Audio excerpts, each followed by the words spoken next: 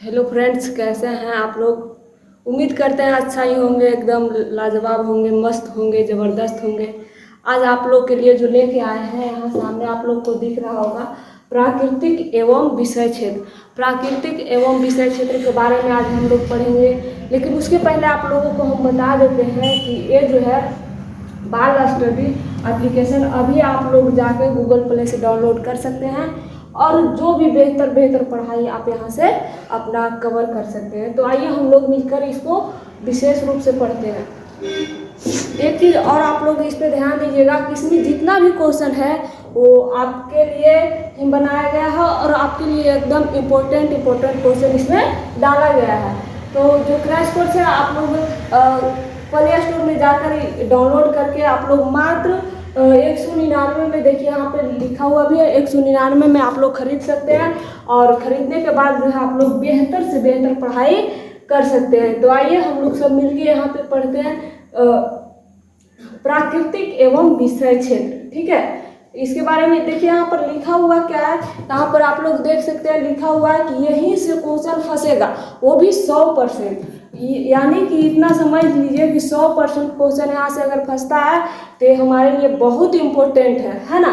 तो इम्पोर्टेंट है तो इसको हम लोग बेहतर तरीके से पढ़ेंगे, बेहतर जानेंगे कि क्या है और कोशिश कीजिएगा कि इसमें जितना भी क्वेश्चन बताया गया, जितना भी समझाया गया वो टोटल आप लोग याद कर लें। क्योंकि जो भी क्वेश्चन यहाँ बताया जाएगा आपके लिए ऐसा नहीं है कि पूरा के एकदम चैप्टर उठा के रख दिए हैं, ऐसा नहीं है। जो भी इम्पोर्टेंट है, जो एग्ज़ाम में आने वाला है, उसी को हम यहाँ पर लाए हैं। तो आ जाइए हम लोग क्वेश्चन नंबर 1 से पढ़ते हैं। इसमें आपको लॉन्ग टाइप और शॉर्ट टाइप दोनों प्रकार के क्वेश्चन जो है आपको मिलेगा। ठीक है, तो हम लोग चलते हैं आगे क्वेश्चन नंबर 1 के पास। यहाँ पर ध्यान दीजिएगा आप लोग क्या है।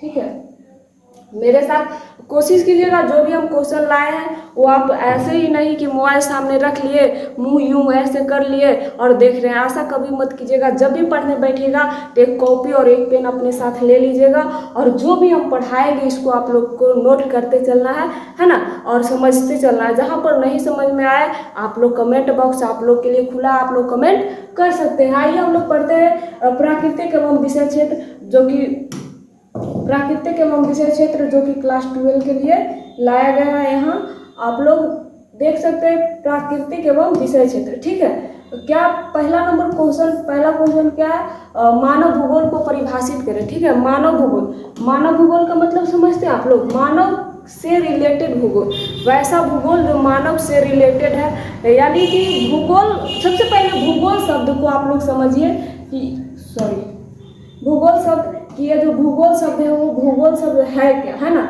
आखिर भूगोल ये शब्द जो है वो है क्या। तो भूगोल में जो भी है बाबू, पृथ्वी के बारे में पढ़ना हम लोग को। यानी कि पृथ्वी के अंदर जितनी भी चीज़ें पाई जाती है, यानी पृथ्वी के धरातल से लेकर उसके आंतरिक भाग पर जो भी परिवर्तनशील वस्तु या फिर अस्थायी वस्तु, सभी के बारे में हम लोग यहाँ पर पढ़ेंगे। लेकिन हमारा जो क्वेश्चन नंबर 1 है वो मानव भूगोल को परिभाषित करें। यानी कि मानव भूगोल में मानव का संबंध क्या है, इसका परिभाषा मांग रहा है। तो देखिए हम लोग पढ़ते हैं क्या, भूगोल की वह शाखा है ना, भूगोल की वह शाखा जिसके अंतर्गत मानव की उत्पत्ति से लेकर वर्तमान समय तक उसके पर्यावरण के साथ संबंधों और व्यवहारों का अध्ययन करता है।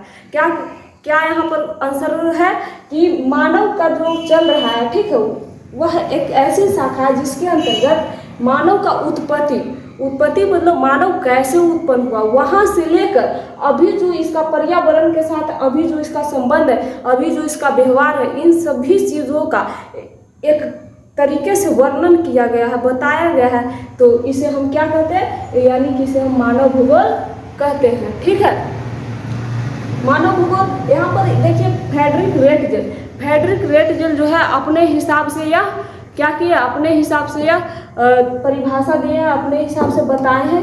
क्या बताए हैं यहाँ पर समझिएगा थोड़ा सा। मानव भूगोल मानव समाजों और धरातलों के बीच संबंधों को संश्लेषित अध्ययन है ना। मानव भूगोल जो है मानव के समाज और उसके धरातल का बीच का जो संबंध है ना, क्या बोल रहे हैं, संबंध का संश्लेषित अध्ययन है, उसे हम मानव भूगोल कहते हैं। जबकि ये परिभाषा और ये परिभाषा दोनों बराबर सेम ही है, लेकिन इनका बोलने का तरीका थोड़ा सा अलग है। साफ कहते हैं कि मानव भूगोल जो है ये बिल्कुल मानव और धरातल का बीच एकदम रिलेटेड है, एकदम गहरा संबंध है ना।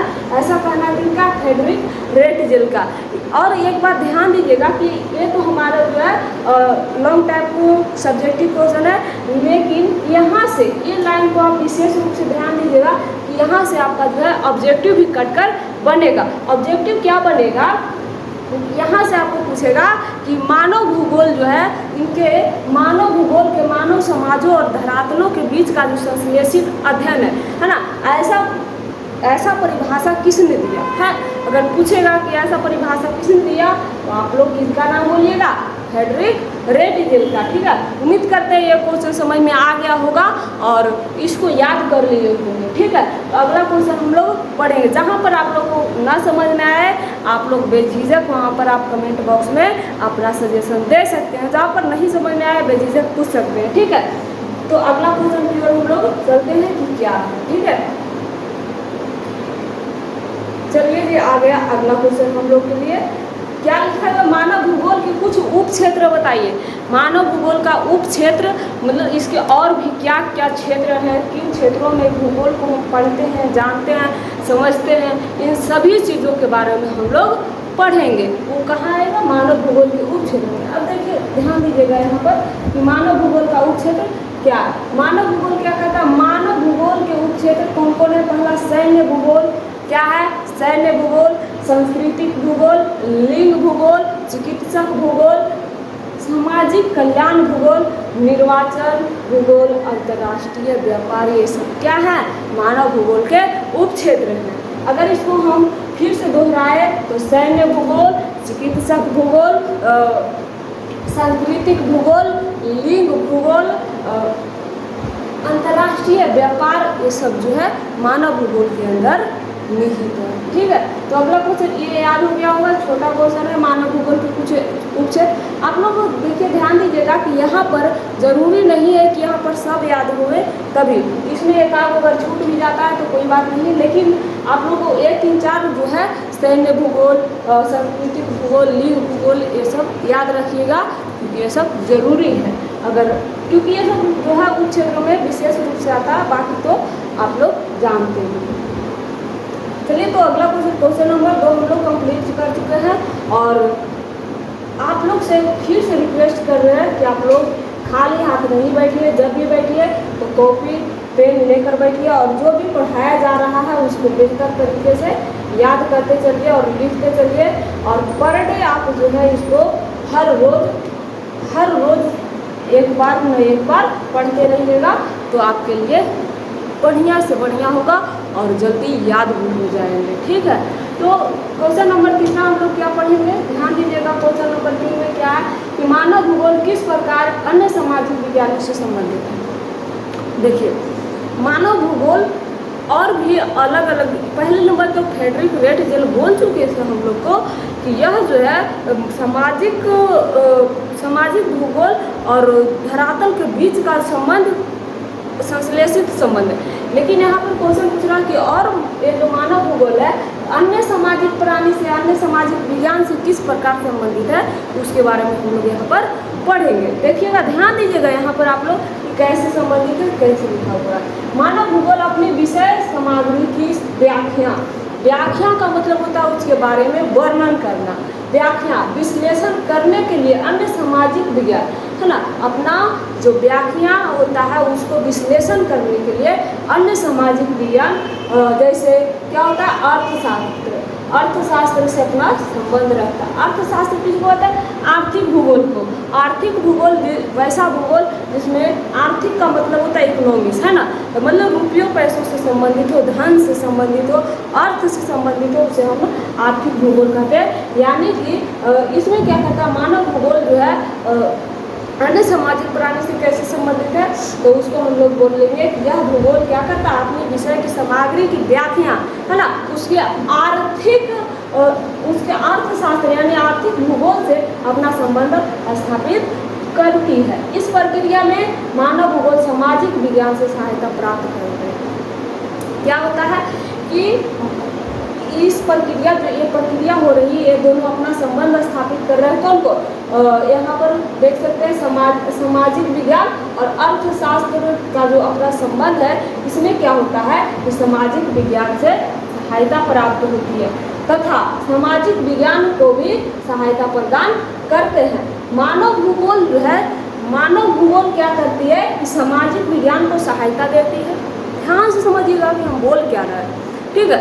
मानव भूगोल क्या करती है, पहले नंबर तो यह सहायता देती है किसको, सामाजिक विज्ञान को, और बदले में सामाजिक विज्ञान भी बाबू इसको क्या करता है, सहायता देता है। हम लोग भी किसी की सहायता करते या नहीं करते, तो वहाँ पर हम लोग को भी अगला से सहायता प्राप्त होता है। ऐसे आप लोग पढ़ते होंगे तो लंच ले जाते हैं कि नहीं, लंच स्कूल वगैरह या कहीं भी कोचिंग वगैरह जाते होंगे जहाँ अच्छा टाइम तक रहते हैं तो लंच ले जाते हैं, तो आप लोग अपने दोस्तों को लंच देते हैं, तो क्या होता है बदले में आपके जो दोस्त रहते हैं वो भी आपको देते हैं। उसी प्रकार से यहाँ भी इंसानियत है, पढ़ाई में भी इंसानियत है कि मानव भूगोल जो है सामाजिक विज्ञान को का मदद करती है, तो सामाजिक विज्ञान भी मानव विज्ञान को मदद करते हैं, ठीक है।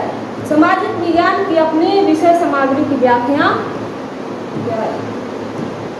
अब बेहतर तरीके से कर पाए। देखिए सहायता इसलिए किया जाता है, हम लोग भी अगर किसी की सहायता करते हैं, क्यों करते हैं, जैसे उदाहरण के तौर पर समझे तो मान लिया जाए हमें कुछ पैसों की ज़रूरत है, ठीक है, कुछ पैसों की ज़रूरत रहती है, तो उस स्थिति में क्या होता है कि मेरे पास पैसे नहीं रहते, तो पैसा हम कहीं से एक दूसरे से मांगते हैं, मदद लेते हैं, है ना, मदद मांगते हैं, और अगला हमारी मदद करता है। क्यों मदद करता है, पर ये बात सोचें कि अगला को हम मदद मांगते हैं तो हमारी मदद अगला क्यों करता है, क्योंकि हमारा काम जो पैसों की वजह से या कोई और कारण से नहीं हो पा रहा वो हो, है ना, इसीलिए ना अगला हमारी मदद करता है। तो हमारा भी फर्ज क्या बनता है कि जब अगले को ज़रूरत पड़े तो हम भी उसका मदद कर सके। उसी प्रकार से यहाँ सामाजिक विज्ञान और मानव विज्ञान एक दूसरे को मदद इसलिए करते हैं कि सामाजिक विज्ञान भी अपनी सामग्री की व्याख्या बेहतर तरीके से कर सके।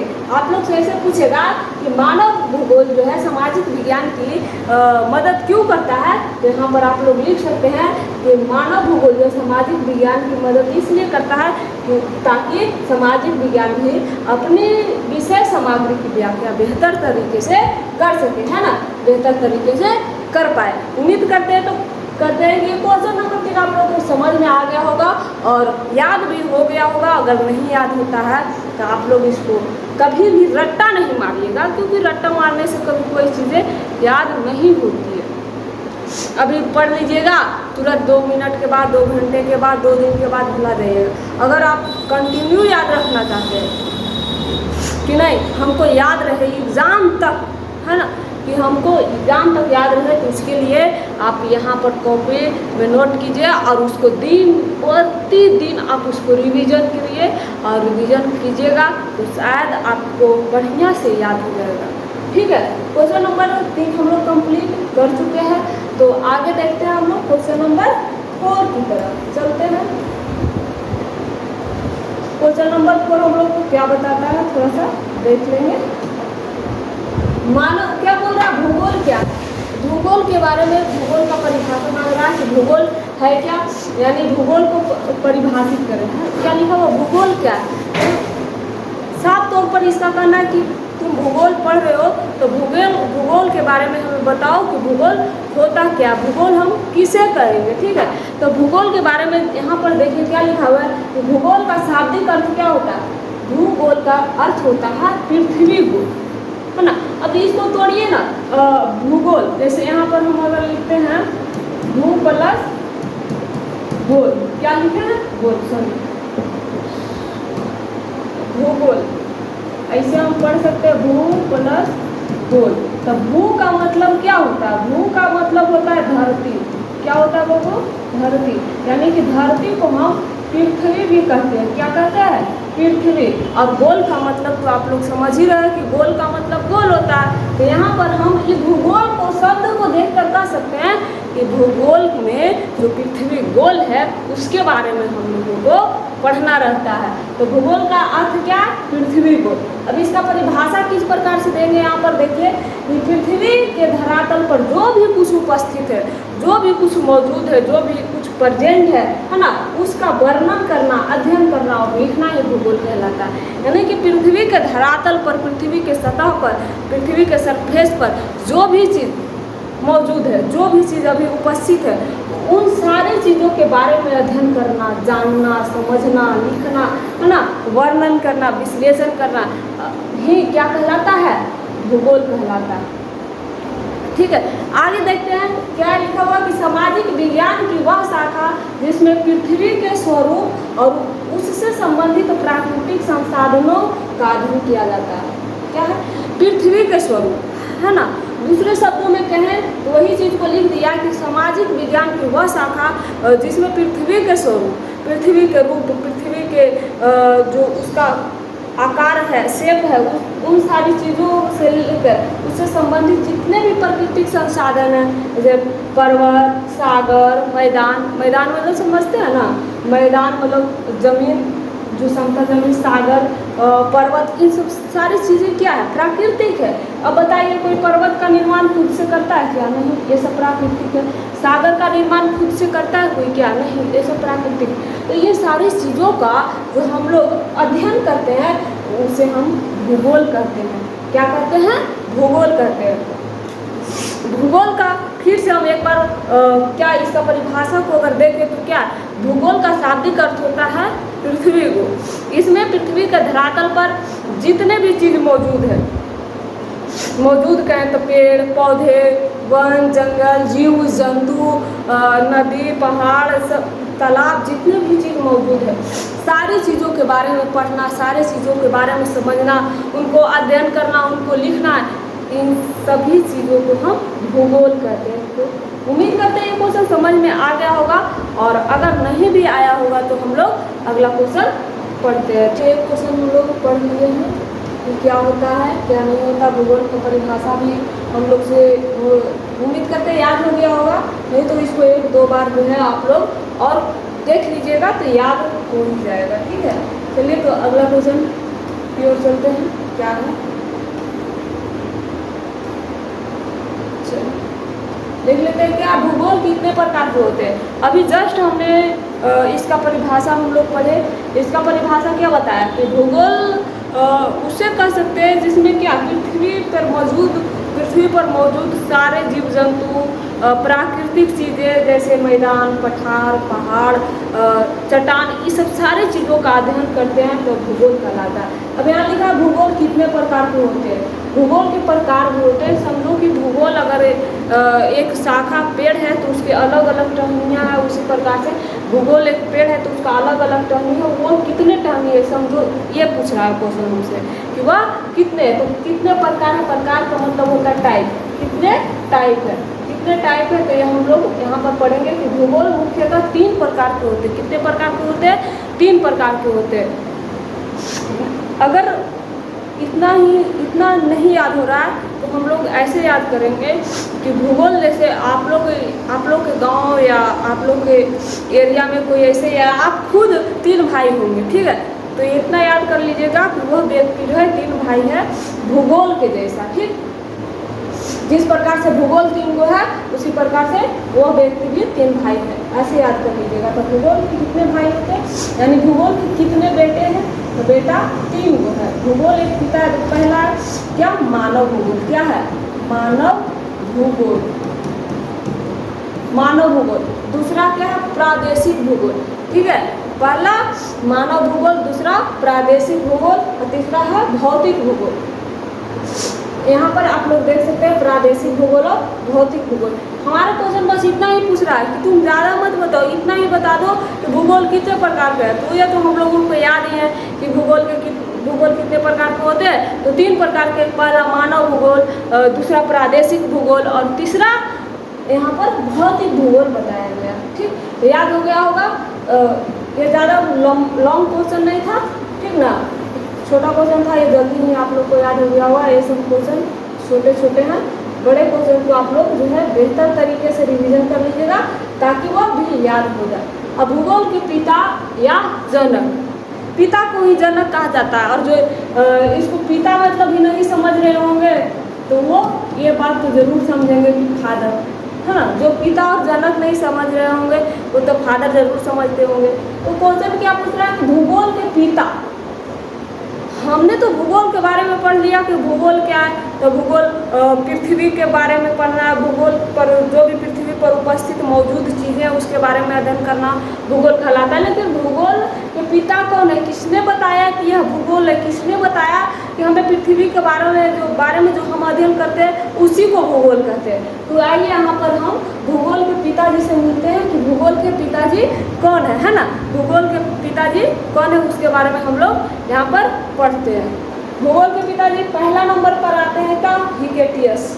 नाम बढ़िया से याद रखिएगा, क्या, हिकेटियस। इसको हम लिख देते हैं ताकि आपको याद हो जाए, हिकेटियस, है ना। इसके पहला पिताजी कौन है, हिकेटियस। इन्होंने क्या बताया भूगोल के बारे में कि भूगोल का जो है भूगोल को कर्मबद्ध अध्ययन किए। यह क्या किए कि भूगोल के बारे में कर्मबद्ध अध्ययन किए।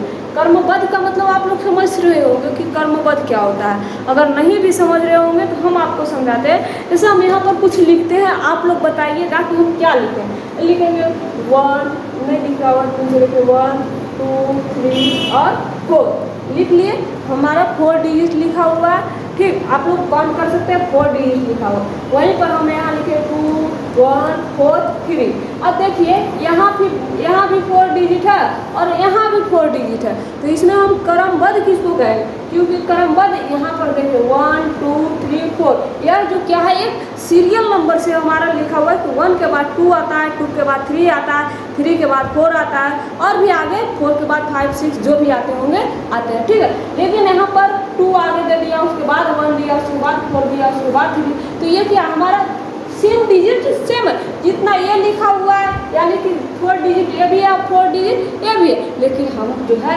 इसको क्या बोलेंगे, क्रमबद्ध बोलेंगे। क्या बोलेंगे, क्रमबद्ध बोलेंगे, ठीक। तो वही ये भूगोल को क्या किए, क्रमबद्ध तरीके से अध्ययन किए। ये आगे भूगोल को जाने पहचाने, फिर उसके बारे में विशेष रूप से बताएं कि नहीं भूगोल ऐसे होता है। भूगोल को हम जो पृथ्वी के बारे में पढ़ते हैं, फिर इन्होंने बताया कि नहीं सिर्फ पृथ्वी के बारे में ही नहीं, पृथ्वी पर जितनी भी चीज़ें पाई जाती हैं इन सब भी चीज़ों के बारे में पढ़ते हैं। फिर इन्होंने बोला कि नहीं पृथ्वी के ऊपरी तल वाले नहीं, पृथ्वी के आंतरिक भाग में भी जो पाए जाते हैं उन्हें भी भूगोल कहा जाता है। इसका क्या किया इन्होंने क्रमबद्ध तरीके से अध्ययन किया, ठीक। अब दूसरा इरेटोस्थनीज। इन्होंने सर्वप्रथम भूगोल शब्द का प्रयोग किया। देखिए ध्यान दीजिएगा, ये दोनों शब्द में बच्चे अक्सर मार खाते हैं मतलब कंफ्यूज हो जाते हैं। क्वेश्चन वही रहता है लेकिन ये दोनों नाम ये पता नहीं चलता कि हिकेटियस सही आंसर होगा या इरेटोस्थनीज सही आंसर होगा। जहाँ पर आपको पूछे कि उस भूगोल वेता का नाम बताइए जिन्होंने भूगोल को क्रमबद्ध तरीके से अध्ययन किया। सिर्फ अध्ययन किया अगर पूछेंगे तो हम लोग उसमें इसका नाम नहीं डाल सकते हैं, हमारा गलत जाएगा। वैसे अगर जहाँ पर क्रमबद्ध लगा दे तभी हम लोग हिकेटियस वहाँ पर टिक आउट कर सकते हैं। ऐसे पूछेगा कि बताइए कि सर्वप्रथम जो है भूगोल को क्रमबद्ध तरीके से अध्ययन कौन किया, तब हम यहाँ पर हिकेटियस साहब का नाम देंगे। जबकि पूछेगा कि बताइए कि भूगोल शब्द किसने दिया, ठीक है, भूगोल शब्द किसने दिया, तो वहाँ पर हम इरेटोस्थनीज का नाम बोलेंगे कि भूगोल शब्द देने वाले भूगोल वेता कौन थे, इरेटोस्थनीज। जबकि भूगोल का जो है क्रमबद्ध तरीके से अध्ययन कौन किए थे, तो क्रमबद्ध तरीके से अध्ययन किए थे कौन, हिकेटियस। उम्मीद करते हैं ये भी क्वेश्चन छोटा था, ये भी आप लोगों को समझ में आ ही गया होगा कि भूगोल के पिता कौन है, यानी कि भूगोल का क्रमबद्ध अध्ययन किसने किया और इसका नाम कौन दिए, ठीक। चलिए अगले क्वेश्चन की ओर चलते हैं हम लोग। क्वेश्चन नंबर 6 था, क्वेश्चन नंबर 7 आ जाइए। क्वेश्चन नंबर 7 की ओर क्या है, क्या लिखा हुआ है,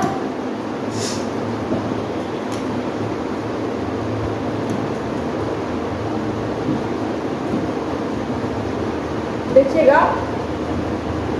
मानव भूगोल के पिता, हम लोग मानव भूगोल के बारे में पहले ही पढ़ लिए कि मानव भूगोल क्या है। एक प्रकार से मानव समाज और उसके धरातलों का बीच का जो संबंध है उसका संश्लेषित अध्ययन करते हैं। किसके अंतर्गत? मानव भूगोल के अंतर्गत।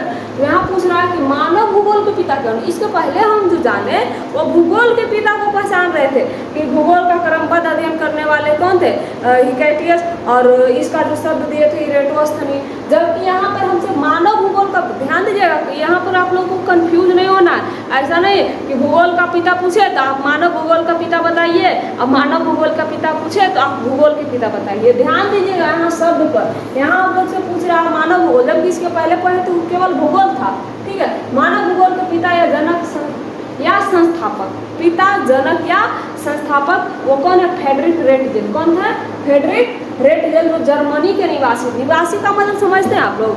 निवासी जहाँ हम लोग रहते हैं, निवास करते हैं, जहाँ हमारा घर होता है, जहाँ हमारा गांव होता है, या जहाँ पर भी हम रहते हैं। जरूरी नहीं कि हम गांव में ही रहें, शहर में कुछ लोग ऐसे भी हैं जो शहर में ही अपना जीवन यापन शुरू से लेकर अंत तक करते हैं। तो उनका निवास स्थान वही हो जाएगा जहाँ वो प्रॉपर तरीके से रह रहे हैं। तो उसी प्रकार से जो है फ्रेडरिक रेटजेल कौन सा देश के निवासी थे? तो जर्मनी का। जर्मनी भी एक देश है बाबू। जर्मनी क्या है? एक देश है। देश का मतलब तो जैसे हमारा इंडिया एक देश है, चाइना एक देश है, पाकिस्तान एक देश है, उसी प्रकार से जर्मनी भी क्या है?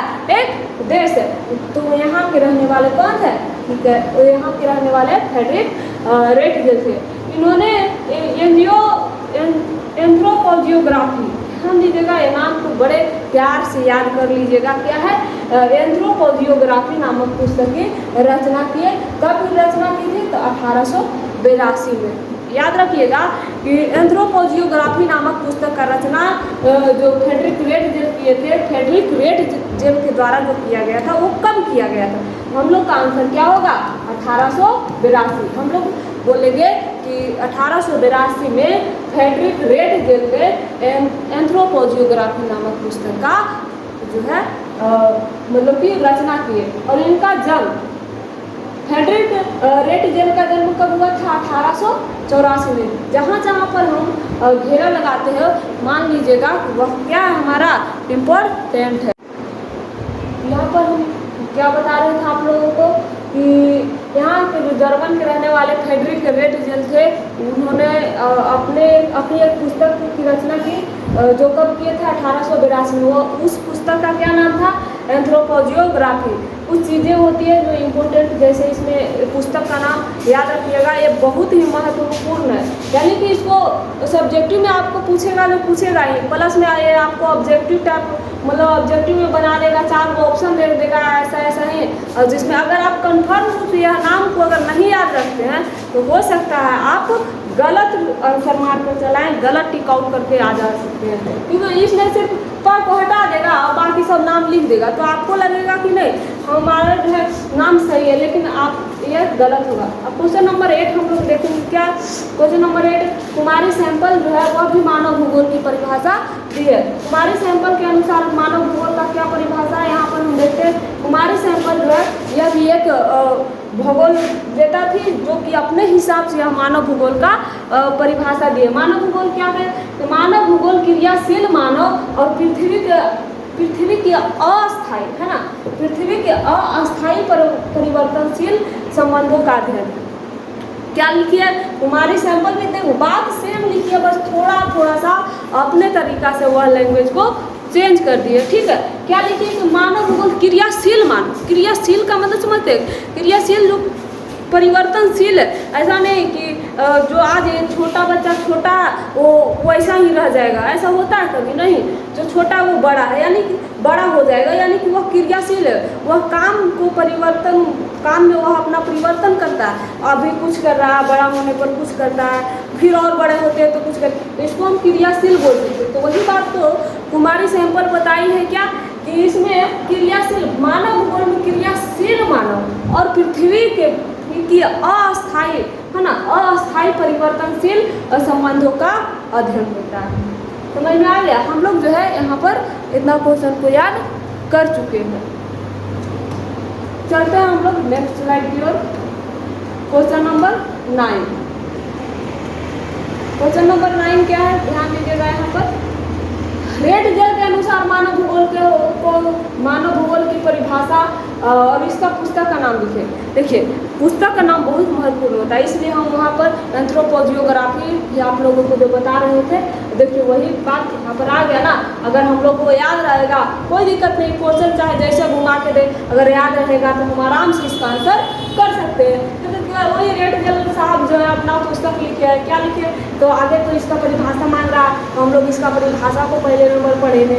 तो इसका परिभाषा क्या कि मानव भूगोल, मानव समाजों और धरातलों के बीच, ये हम लोग क्वेश्चन नंबर 1 में ही क्लियर कर चुके थे कि रेड जल साहब बताए थे हम लोगों को, पहले बता दिए थे, है ना। कि क्वेश्चन नंबर 9 के पहले हम लोग को जानकारी मिल गई थी कि क्या मानव भूगोल जो है समाजों और धरातलों के बीच का संबंध यानी संश्लेषित अध्ययन है। क्या है, मानव समाजों और धरातलों के बीच के संबंधों का संश्लेषित अध्ययन है। क्या, मानव भूगोल, समझ में आया। और इनके पुस्तक का नाम था एंथ्रोपोजियोग्राफी। एंथ्रोपोजियोग्राफी नामक पुस्तक की रचना किसने की, तो फ्रेडरिक रेटजेल। कौन सा, फ्रेडरिक रेटजेल। यहाँ आपको नाम सिर्फ रेटजेल है, यानी कि फ्रेडरिक रेटजेल का ही मतलब कि नाम रेटजेल भी हम लोग कहते हैं। अब यहाँ संभाववाद, क्वेश्चन नंबर देख लेते हैं, संभाववाद क्या है। ठीक है, संभाववाद के बारे में भी हम लोग जान लेते हैं, क्योंकि ये तो इसको तो हम लोग पढ़ चुके थे, ये हम लोगों को याद ही होगा, आप लोग को भी याद हो गया होगा। और कोशिश कीजिएगा आप लोग जो क्वेश्चन नोट्स करते हैं, मतलब बनाते हैं, उसको कॉपी करते हैं, उसको आप लोग याद कर कीजिएगा, रिवीजन कीजिएगा, बेहतर से बेहतर होगा। पढ़ते हैं संभाववाद क्या है। संभाववाद मानव भूगोल का एक संप्रदाय रूप के समान। मानव भूगोल क्या है ना, संभाववाद क्या है, भूगोल का एक संप्रदाय रूप के समान है। भूगोल का एक संप्रदाय रूप का समान है, जिसके अंतर्गत विचारधारा और दर्शन इस बात को मानते हैं, विचारधारा और दर्शन इस बात को मानते हैं कि मनुष्य क्या है, कि मनुष्य एक चिंतनशील प्राणी है। मनुष्य क्या है, एक चिंतनशील किसको कहते हैं, है ना। अब हम लोग जैसे जो छोटा बच्चा रहता है उसको किस चीज़ की चिंता रहती है, खाने की, है ना। उसको बढ़िया बढ़िया चीज़ खाने को दीजिए, और छोटा बच्चा बढ़िया उससे थोड़ा सा बड़ा होता है तो उसको बढ़िया पहनने का इच्छा होता है, और फिर बड़ा होता है तो सभी चीज़ का अलग अलग मतलब उसका चिंता अलग अलग और जाती है। कोई और बड़ा हो जाता है तो उसको टेंशन हो जाती है, चिंता पढ़ाई की हो जाती है। तो कोई अलग फैमिली से बिलोंग करता है, मतलब कि वह पढ़ाई से जो दूर रहता है उसका टेंशन पैसों की, मतलब सभी चीज़ का अलग, सभी जीवों को मतलब सभी मनुष्यों को अलग अलग प्रकार से चिंता होती है। यानी कि मनुष्य जो है चिंतनशील प्राणी है, वह चिंता करता ही करता है। ठीक है, चिंतनशील प्राणी के रूप में प्राकृतिक पर्यावरण द्वारा उपस्थित किए गए, है ना, उपस्थित कराए गए विकल्पों को चुनने के लिए स्वतंत्र होता है। क्या बताया गया संभाववाद में, मनुष्य पहले नंबर एक चिंतनशील प्राणी है, जो प्राकृतिक द्वारा जो क्या प्राकृतिक के पर्यावरण द्वारा जो भी चीज़ें उपस्थित, ठीक है, जो भी चीज़ें जो भी विकल्प उपस्थित है उसको चुनने के लिए क्या है, स्वतंत्र है ना, उसको चुनने के लिए स्वतंत्र है। हम लोग को ऐसा विचार, ऐसा बातें किस चीज़ में पढ़ने को मिलती है, किस चीज़ को, तो संभाववाद में हम लोग को यह जानने को मिलता है कि मनुष्य जो है, मनुष्य क्या है, मनुष्य एक ऐसा चिंतनशील प्राणी है जो प्राकृतिक द्वारा उपस्थित कराए गए विकल्पों को चुनने में क्या है, स्वतंत्र। वह जो विकल्प चाहेगा वह उस विकल्प को वह चुन सकता है ना। स्वतंत्र का मतलब तो आप लोग समझ ही रहे होंगे, स्वतंत्र का मतलब होता है इंडिपेंडेंस। ठीक, तो प्राकृतिक पर्यावरण विस्तार जितना अधिक होगा उतना ही मानव स्वतंत्र होकर विकल्पों को चुने। ध्यान दीजिएगा, कहा गया है क्या कि पर्यावरण का विस्तार, विस्तार का मतलब समझते हैं आप लोग, विस्तार किसे कहते हैं, विस्तार का मतलब होता है उसका फॉर्म बड़ा होना, विस्तार का मतलब विशेष होना ना। जितना ज़्यादा होगा, जितना बढ़ेगा पर्यावरण, उतना ही मनुष्य जो है अपने विकल्पों को चुनने में उतना ही अधिक स्वतंत्र होंगे। ठीक, याद हो गया होगा। और इसको आप लोग को अगर कोई क्वेश्चन नहीं याद होता है तो आप लोग को जो है टेंशन लेने की बात नहीं है, बस इसको सिर्फ रिवीजन करते चलिएगा, कम से कम दिन में आप लोग एक बार रिवीजन कर लीजिएगा तो उम्मीद है कि याद हो ही जाएगा, क्योंकि कोई भी ऐसा चीज़ नहीं है कि जो आप चाहें और वह न हो। आप अगर किसी चीज़ को भी चाहते हैं तो हर हाल में उसको हासिल करके रहिएगा।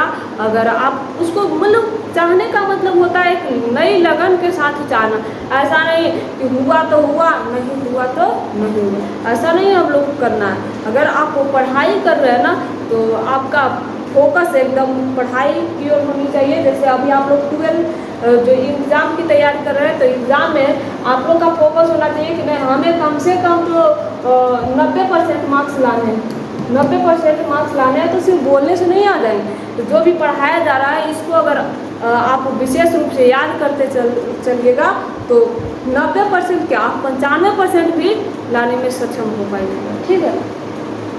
नव निश्चयवाद, अभी हम लोग पढ़े जो संभाववाद था, लेकिन यह जो पढ़ रहे हैं वो क्या है, नव निश्चयवाद। नव निश्चयवाद में क्या पढ़ाया गया है, क्या बताया गया है, थोड़ा सा इसको देख लीजिए। प्राकृतिक नियम को समझकर पर्यावरण में बदलाव लाना। एक बात जो कहा गया है बाबू, यहाँ पर समझिएगा क्या बोला कि प्राकृतिक नियम को समझकर पर्यावरण में बदलाव लाना। प्राकृतिक की जो नियम है ना, उसको समझना, उसको समझकर बदलाव लाना। ऐसा नहीं कि प्राकृतिक पेड़ काटने को प्राकृतिक का नियम है कि अधिक से अधिक पेड़ लगाएं, अधिक से अधिक पेड़ लगाएं तो हम लोग क्या करेंगे, अपनी मानवता की मानव वस्तुओं के पूरी करने के लिए अधिक से अधिक पेड़ काटें। क्या हमारा प्राकृतिक नियम के साथ हुआ? नहीं, ये प्राकृतिक नियम का खिलाफ है। तो यहाँ पर क्या कहता है नव निश्चयवाद में कि जो प्राकृतिक नियम है, ठीक है, उसको समझकर उसमें बदलाव लाना।